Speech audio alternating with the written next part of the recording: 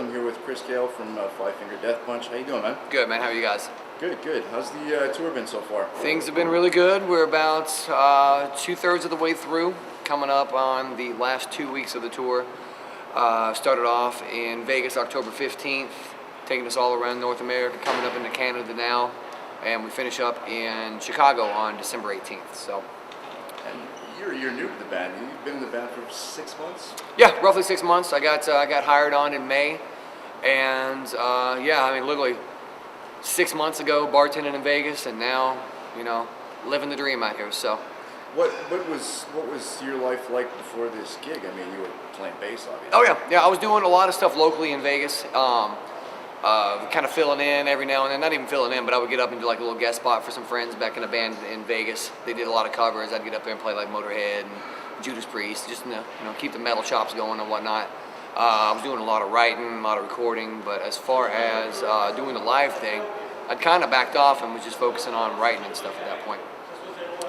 Now, going from that to getting into a band like Five Finger. Oh yeah.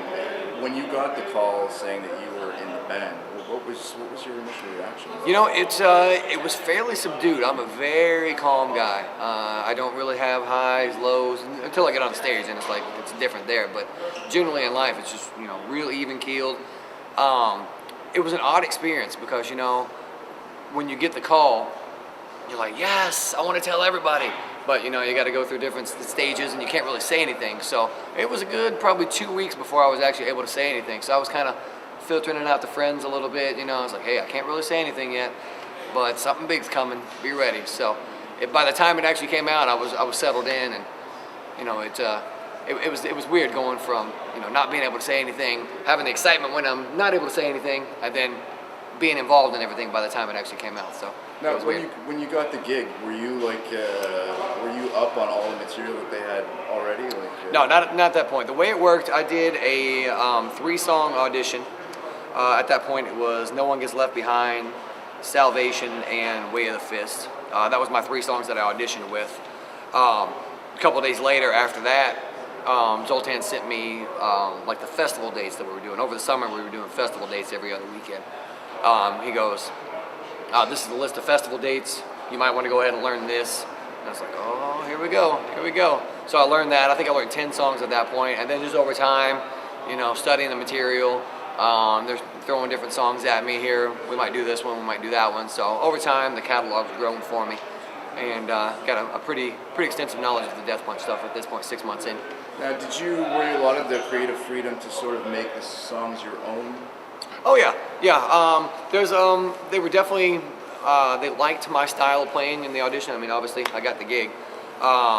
And they were comfortable with where I was taking things. Obviously, I want to stay true to the originals in some sense, but some of the parts that were there before, I've kind of toned down.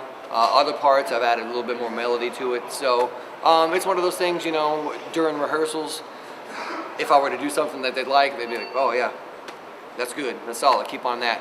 And if there was something that I did that they didn't quite like so much, it'd kind of be like, that was interesting.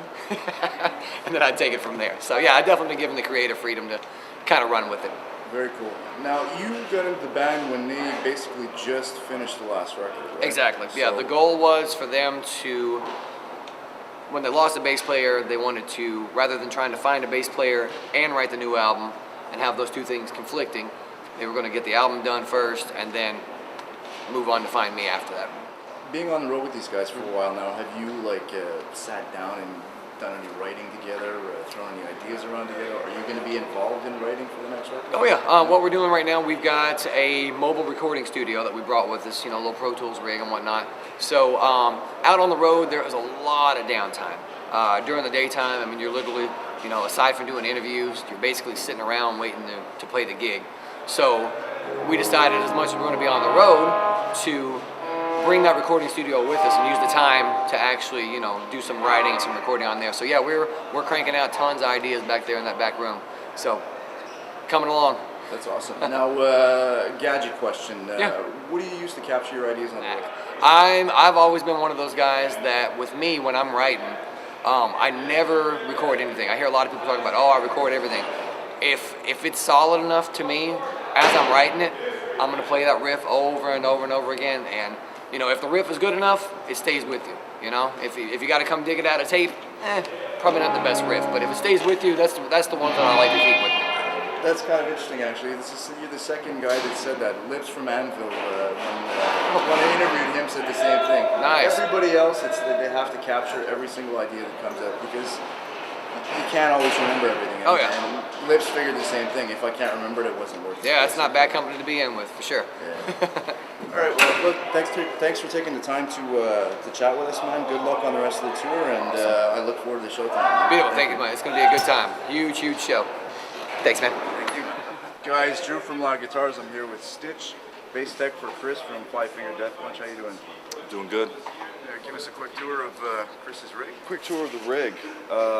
Chris is actually running through 2 Mesa Boogie 750 big blocks, which are back here. They're kind of hard to see because they're in the set carts. Okay. But we got stage right 750 on top, running through the 810 Mesa Boogie cab. Identical situation on stage left. Okay.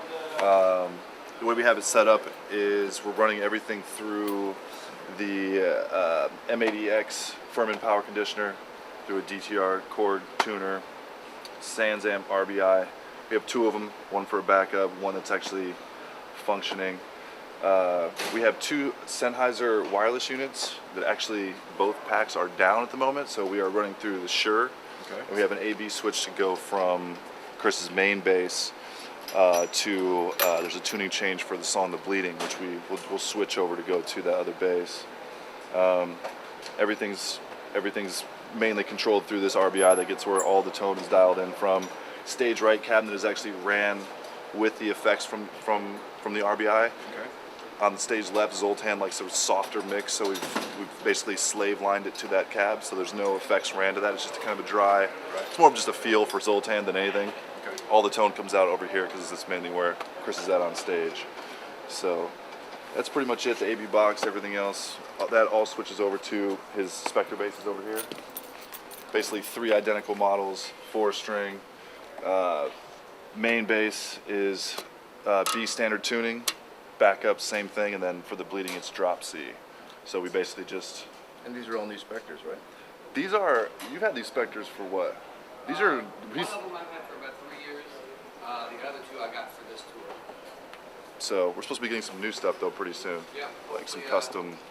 Be doing that bass with a couple of different pickups. Right now, the pickups I have in there are the ones that come standard, but I really like the sound of the older traditional Spectres. So I'm going with a white PJ pickup for the next time we come out in January. I got that coming to me through PJ Spectre. Also using Dunlop strings on there as well. Okay.